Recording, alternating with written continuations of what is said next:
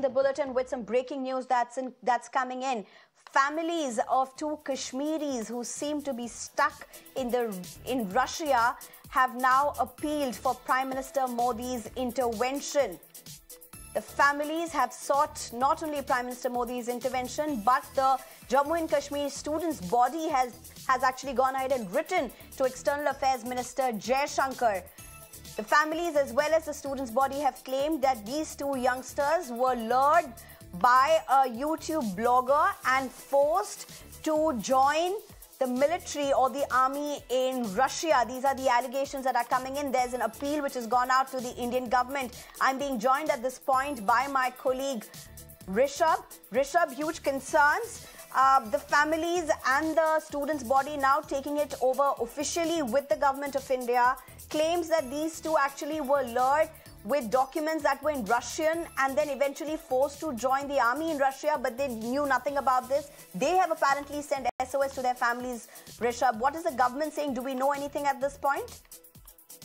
Well, what we know right now, that two Indian citizens, two Indian men belonging to Jammu and Kashmir, at least these two we know of, are right now on Russia-Ukraine border. They were lured by a YouTuber and then was forced to the add-on detachments of Russian army who are fighting in Ukraine.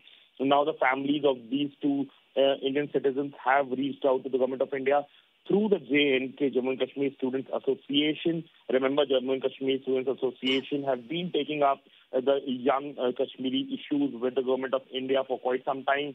Last time also we saw when a Kashmiri student died in Iran, the same body spoke to the MEA and got the mortal remains of the student back to India. Now the same body has reached out to External Affairs Minister to look into it. But for that matter, for records, on Friday itself, External Affairs Ministry had issued a statement saying that we are aware that few Indian nationals have signed up for support jobs with Russian army. The Indian embassy has regularly taken up the matter with the relevant Russian authorities for their early discharge. This was the quote that came in from the official spokesperson of External Affairs Ministry, Mr. Ranveer Jaiswal. So government of India is in know-how. They are trying to get in touch with these Indian citizens and trying to get them discharged from whatever duty they have signed up for and bring them back to India.